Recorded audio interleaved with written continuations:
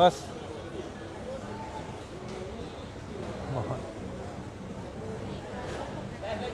Lagi. Oh, ada lagi kat sini. Ada? Hah? Dekat sana? Dekat sini. Okey. Okey. Assalamualaikum warahmatullahi wabarakatuh. Selamat sejahtera. Selamat malam, selamat beristirahat. Salam reformasi kepada rakan-rakan yang menonton kita pada malam ini, insya-Allah. Teh Oswam kosong. Saya galakkan minum kosong, maksudnya tanpa gula. Kita hidup sihat tanpa gula, insya-Allah. Dan tambahkan manis dalam senyuman, kurangkan manis dalam minuman. InsyaAllah pada malam ini kita cover 4 topik sekaligus. Oh, sejuk ni, hujan ni. Oh, sejuk hujan kat sini. Lawan tak lawan, terima kasih. Raja Suaran Munyandi, lawan tak lawan. Ucup Buhari, salam reformasi. Zaharin Liza Muhammad, Zahid tak boleh baca. Azizul, Waalaikumsalam Azizul. Fardi, salam reformasi. Okey ke Putrajaya? Suara macam mana, okey ke? Dari Bukit Baru Melaka, terima kasih Tok Mat. Salam perjuangan Tok Mat dari Tampin. Barudin Abdul Hasan, salam reformasi. Jangan mundur, insya-Allah. Gambar jelas, salam jelas. Saya 7. Okey, terima kasih. Razali Muhammad, lawan tak lawan, insya-Allah. Tolong share rakan-rakan semua. Seperti mana saya katakan pada malam tadi, live kita ni kalau boleh kita tolong sharekan. Kita bersama dengan rakan-rakan yang lain untuk terus kita berkongsi kita punya maklumat, kita berkongsi kita punya bahan-bahan kita, dan kita berkongsi apa yang kita ada, insya-Allah, dalam kita meninjau. Ada yang kata suka tengok live saya ni sebab dia tak payah nak baca so khabar dah. Dia buat rumusan, dan kita rumuskan bukan setakat daripada apa yang ada di dalam keratan-keratan akhbar, tapi juga daripada dari apa yang kita dengar, dari apa yang kita rungkaikan. Ya, betul. Saudara saya Mustafa Mansur tadi baru live. Jadi saya bagi dia ruangan untuk live dulu. Lepas dia live, saya live. InsyaAllah kita terus gasak dan terus gasak Perikatan Nasional ini. Dan kita nampak ada satu rancangan yang sangat menarik, satu cerita yang sangat menarik. Kerana apa? Kerana banyak benda-benda yang berlaku. Ada 4 perkara yang saya akan cover pada malam ini, insya-Allah. Tolong tunggu sehingga ke penghabisan. Perkara pertama saya akan cerita adalah, adakah Johor tumbang? 3 ahli bersatu, 3 ahli Dewan Undangan Negeri bersatu dikatakan telah lompat parti dan menyertai pejuang ataupun bersama dengan Mahathir menjadi bebas. Adakah kerana sekarang ini Johor tumbang? Kerana kalau kita tengok dari segi majoriti, Johor sudah tidak ada lagi. Kita dengar sekejap lagi, insya-Allah, kupasan daripada saya. Yang kedua berkenaan dengan Sabah esok hari. Esok hari adalah ada 2 peristiwa besar berkenaan dengan Sabah, iaitu berkenaan dengan sama ada akan berlaku PRN atau tidak di Sabah. Itu yang saya akan cover. Tapi itu first kali saya sabarlah akan cover. Yang ketiga, kita akan bercakap tentang Parti Mahathir ni yang bertanding Slim River. Parti Mahathir Pejuang yang akan bertanding Slim River, dia tak bertanding di bawah Parti Pejuang, tapi dia bertanding di bawah menggunakan Parti Bebas. Adakah Pakatan Harapan menyokong parti ini? Kenapa Pakatan Harapan menyokongnya pula? Apakah yang sebenarnya cuba dibuktikan? Okey. Dan yang terakhir sekali, keempat, biasanya saya buat 3, tapi malam ni saya bagi special sikit. Saya bagi special sikit, iaitu berkenaan dengan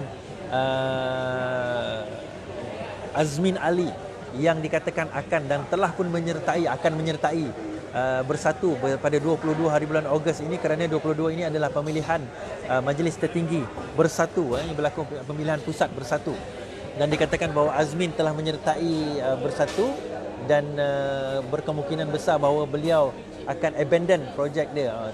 Saya tengah betulkan kamera. Abandon projek dia untuk mewujudkan parti dia sendiri, iaitu parti yang dikatakan telah dipersetujui sebelum ini, telah pun ada, tetapi terpaksa abandon the project kerana rancangan dia nampaknya sekarang ini telah berubah.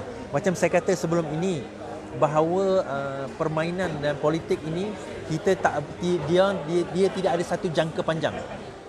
Dia tidak ada satu plan. Dia kata okey, hari ini bermula ni 10 tahun ini dia akan berakhir demikian. Tak ada.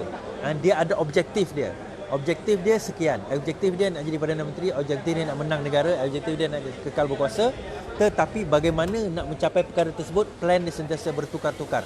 setiap hari, saban hari plan itu bertukar.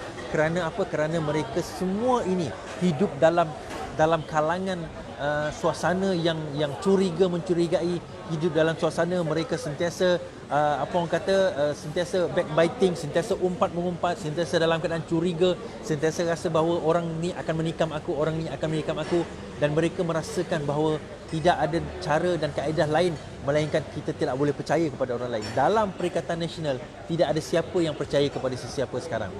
Because dalam Perikatan Nasional sekarang ini anything goes. Apa saja boleh berlaku, yang penting mereka kekal berkuasa. Dan saya juga sebut bahawa dalam Perikatan Nasional yang ada sekarang ini, mereka berada dalam satu keadaan yang cacah merebah, mereka berada dalam satu keadaan di mana mereka cuba untuk tikam menikam di antara satu sama lain, mereka berada dalam keadaan hati mereka tidak dalam menghadapi suasana, dalam menghadapi keadaan, dan dalam menghadapi kemelut politik yang sekarang ini melanda negara kita. Okey.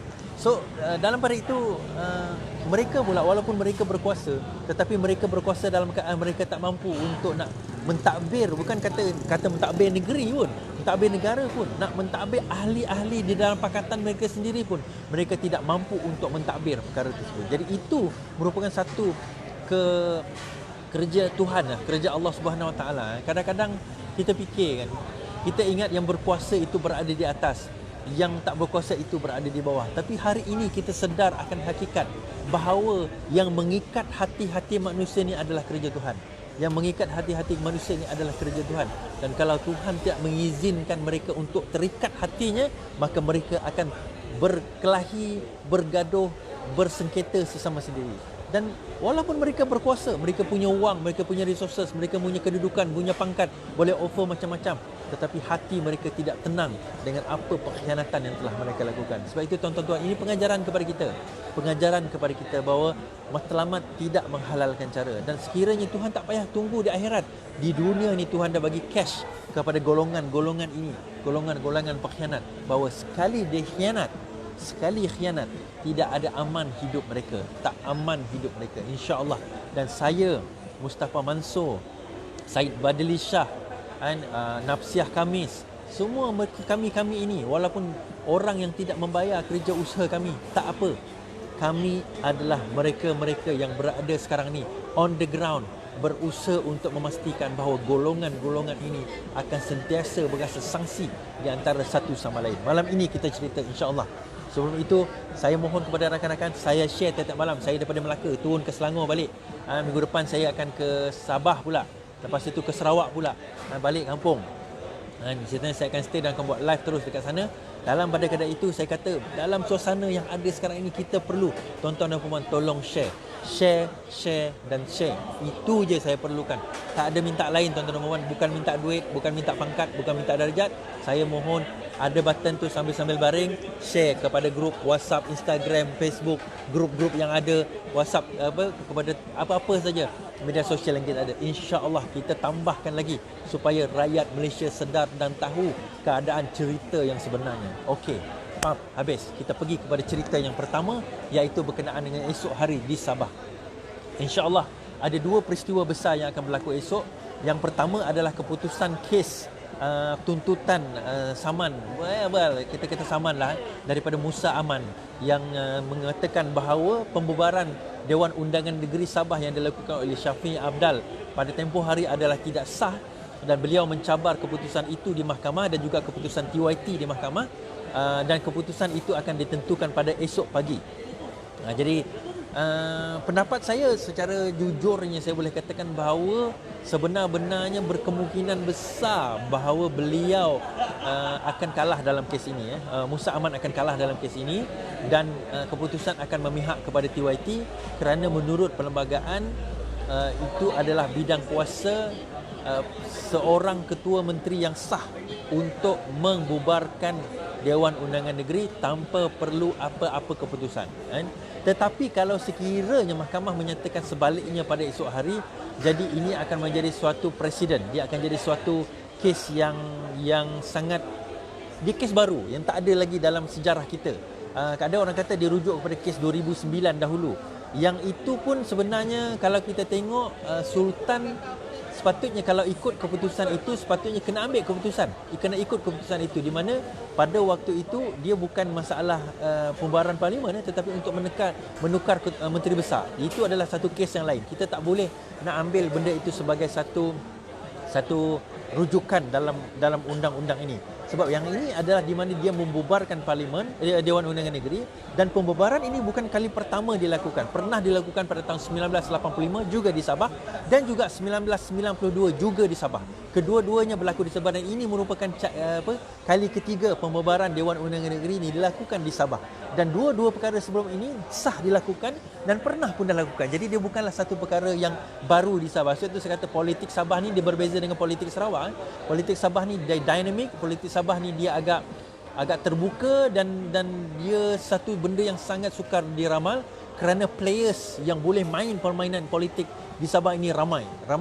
Kalau kita tengok golongan-golongan yang boleh main permainan ini ramai, dan mereka politically conscious, dan dia banyak pihak yang boleh buat.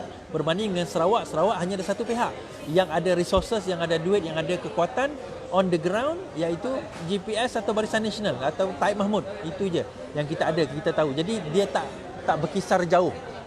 Yang lain-lain tu semuanya hanyalah bidak-bidak di papan catur, kita kata pawns on the chessboard, kita kata yang tak ada membawa apa-apa signifikasi di Sarawak. Okey, balik kepada cerita Sabah tadi, saya jangkakan bahawa esok tidak ada masalah bahawa keputusan TYT untuk menerima dan tidak menerima Musa Aman punya SD dan menerima keputusan Syafiq Abdal untuk membubarkan Dewan Undangan Negeri itu adalah sah, dan berkemungkinan besar sekiranya sah, maka pilihan raya negeri Sabah akan dilakukan dalam masa yang terdekat. Tapi katakanlah kalau tak sah, maka saya juga akan turun ke Sabah juga. Tak kisahlah sah ke tak sah, saya tetap turun ke Sabah. Saya akan umumkan tarikh nanti, saya akan bagi tahu. Kemudian daripada situ saya boleh katakan satu perkara, iaitu selepas itu katakanlah esok keputusan esok sah, pada paginya bahawa boleh berlaku pembubaran.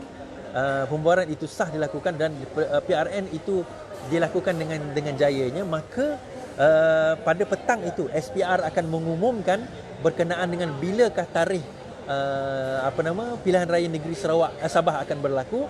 Pada petang tersebut, kira-kira jam 4.3 atau 4 petang, maka tarikh kepada pilihan raya negeri Sabah akan diumumkan pada esok hari pada sebelah petang. Okey, jadi ini merupakan satu senario yang saya boleh gambarkan berkenaan dengan keadaan Sabah yang akan berlaku esok, kehangatan yang berlaku di Sabah, yang kita jangkakan membawa satu implikasi yang besar, bukan setakat kepada landscape politik Sabah, tetapi juga landscape politik Malaysia, dan juga satu kes yang besar kepada mahkamah kerana dia menjadi satu orang kata kes rujukan yang besar, terutama melibatkan perlembagaan. Ada satu rujukan yang besar terutama melibatkan perlembagaan. Okey, habis kes Sabah. Kes kedua, cerita yang kedua. Sebelum kita masuk cerita yang kedua, saya mohon rakan-rakan share dahulu. Kita minum seperti biasa. Iklan sebentar. Siapa yang nak merchandise kita boleh pergi ke binanegara.org. Di dalam situ kita ada merchandise kita, insya-Allah tolong beli di sana, dan penghantaran akan berlaku pada 1 September insya-Allah, dan kita akan keluarkan JC lengan panjang untuk wanita dan muslimah pada kira-kira 1 September nanti.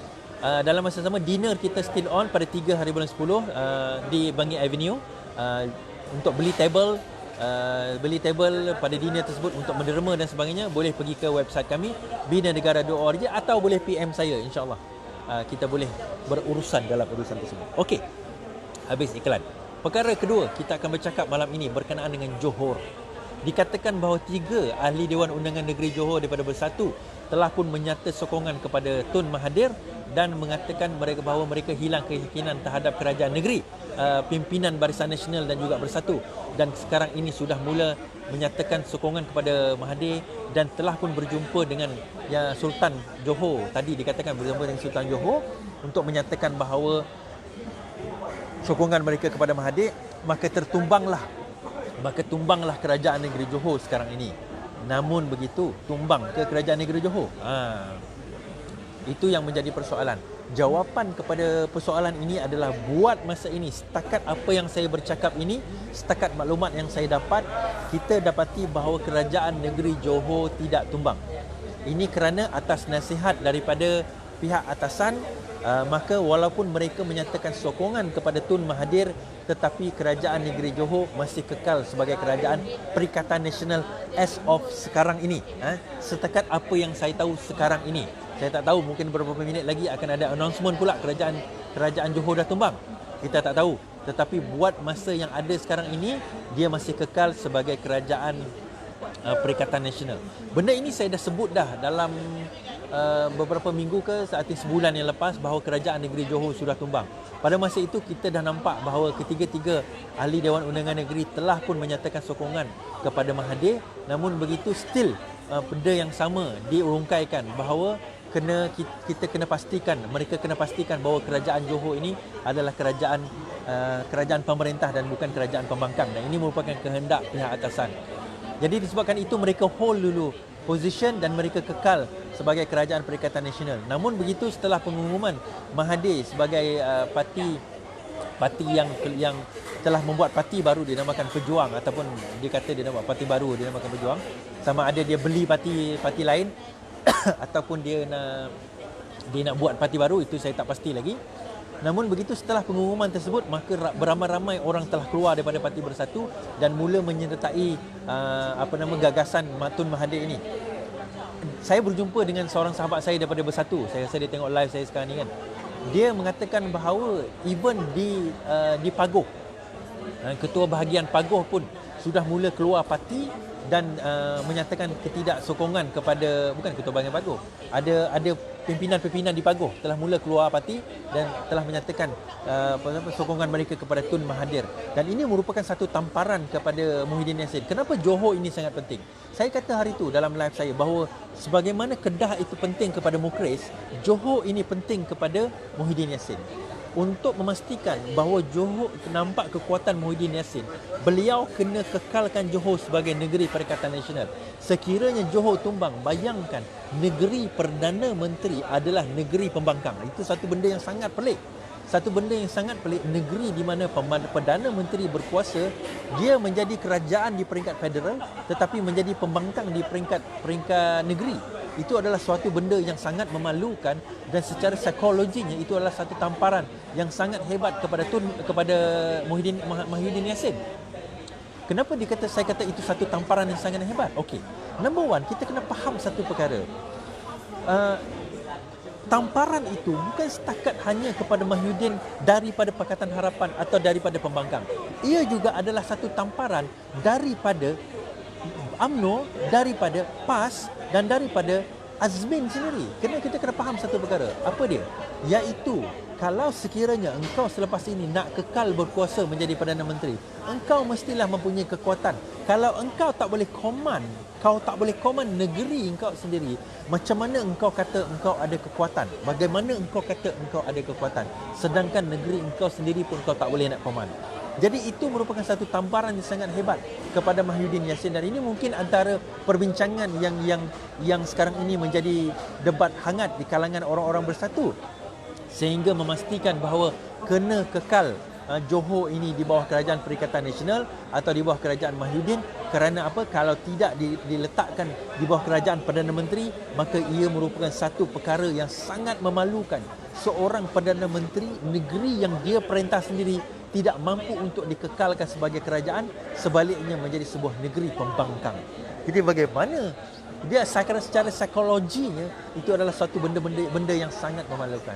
Namun setakat apa yang saya tahu sekarang ini, apa yang saya dengar sekarang ini, bahawa kerajaan negeri tidak akan bertukar, kerajaan negeri akan kekal. Cuma daripada segi komposisi, ketiga-tiga adun ini menyatakan sokongan terhadap Tun.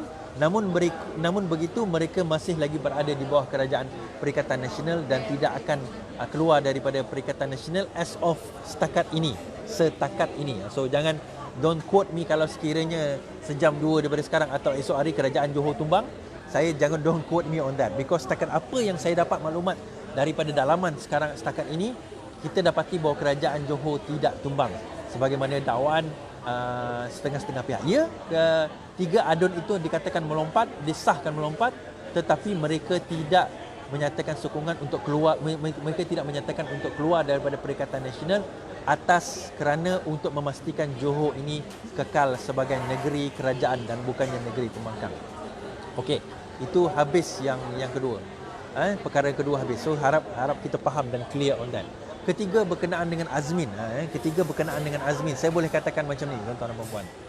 Azmin sekarang ini, saya katakan hari itu Azmin akan buat parti sendiri. Ada yang kata, oh betul lah Azmin sekarang ni kau tipu lah, kau bohong lah.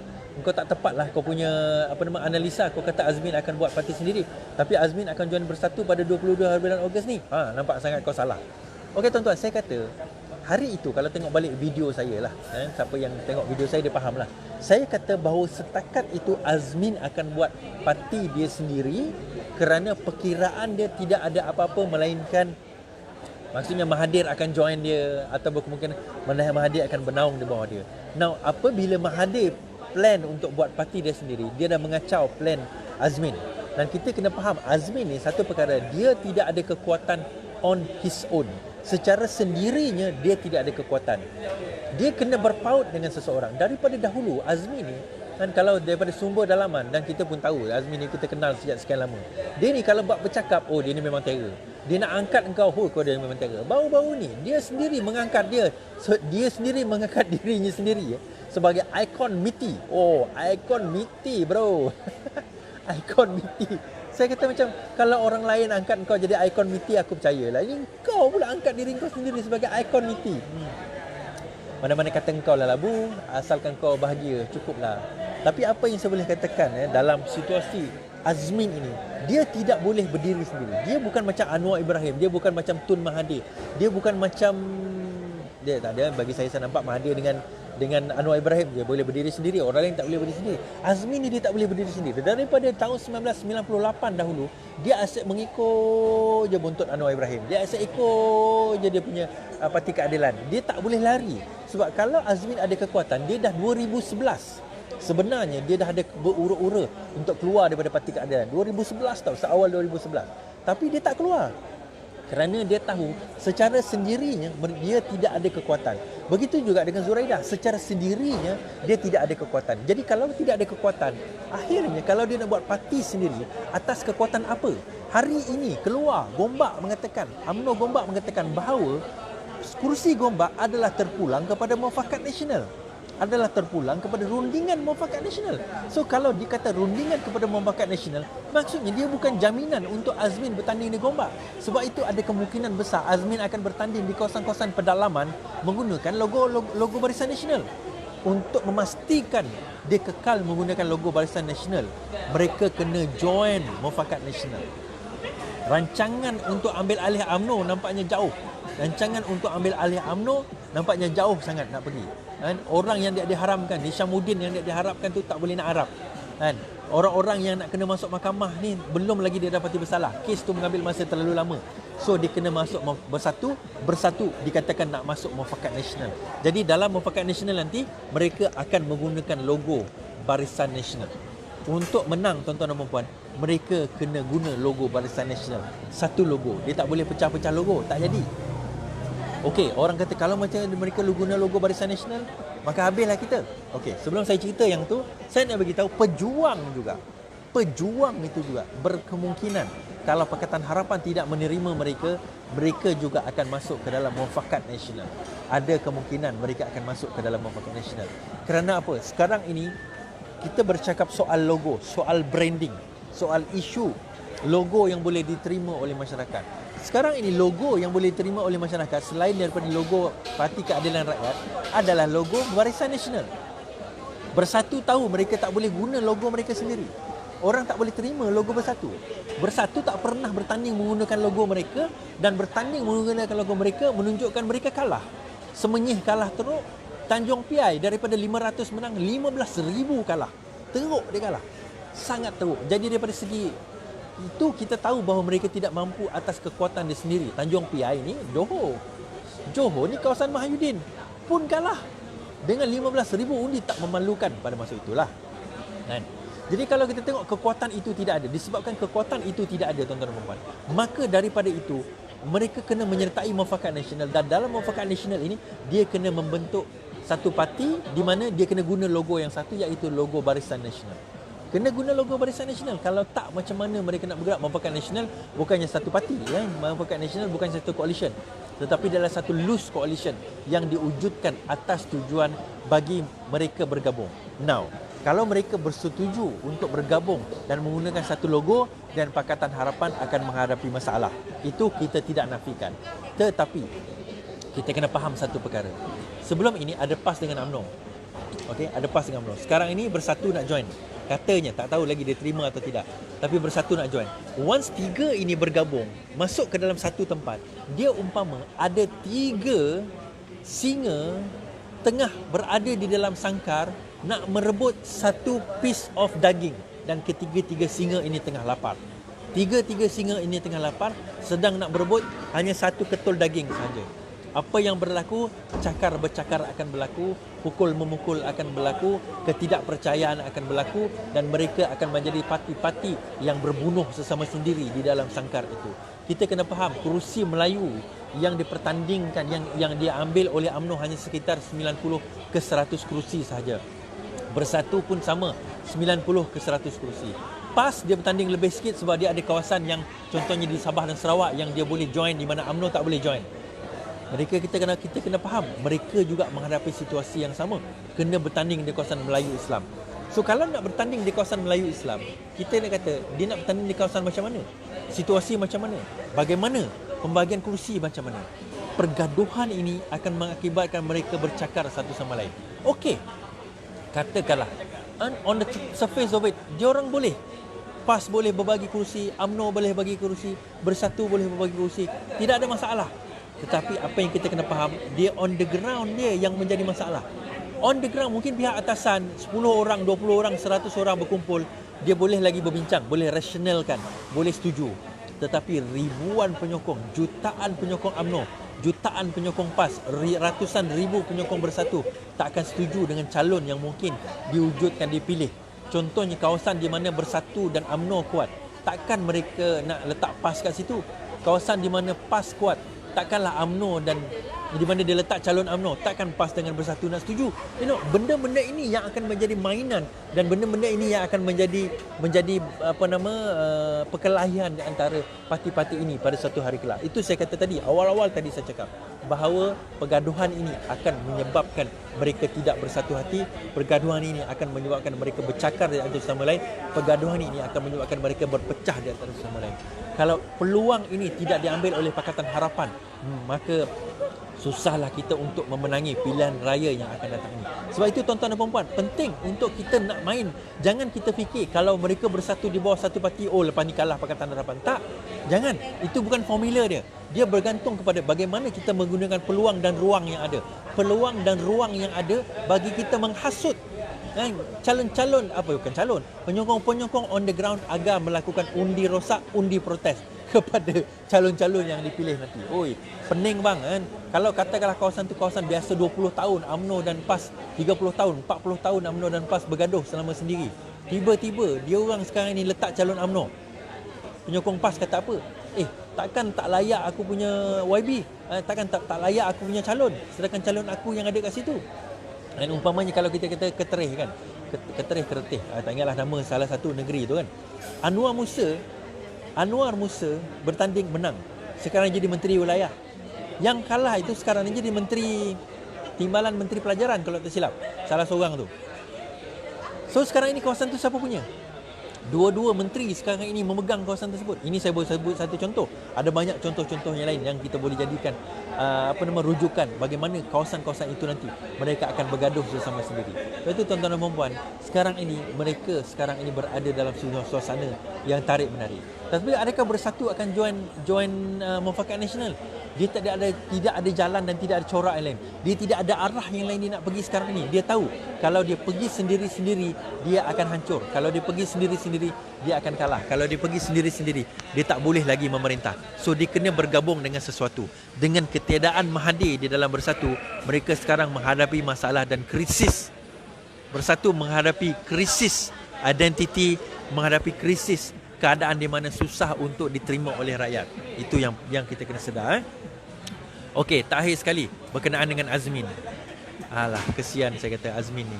Sekarang ni Azmin ni dia dah join Bersatu. Saya kata tadi saya sebut pasal Azmin, ni saya sebut Bersatu, saya gabungkanlah sekali dua-dua. Azmin sekarang ni menghadapi masalah dia apa? Itu saya kata tadi, dan Bersatu pun mana masalah, pejuang dan sebagainya. Sebab benda tu sekarang ni Azmin masih memilih-milih tapak, dia tak tahu nak pergi ke mana. Tapi bagi saya berhati-hatilah orang Bersatu. Azmin dihantar di situ sebagaimana Azmin dihantar oleh Mahathir masuk ke dalam Parti Keadilan dahulu. So kena berhati-hati. Akhirnya pejuang di dalam PRK Slim ini, saya boleh katakan bahawa sebenarnya mereka tidak membawa apa-apa agenda. Dia tidak ada apa-apa yang mereka agenda yang mereka nak boleh bawakan. Dan kenapa kami tidak bertanding, Pakatan Harapan tidak bertanding, kita bagi sebab kita kata pertama itu adalah incumbent. Kerusi yang mana?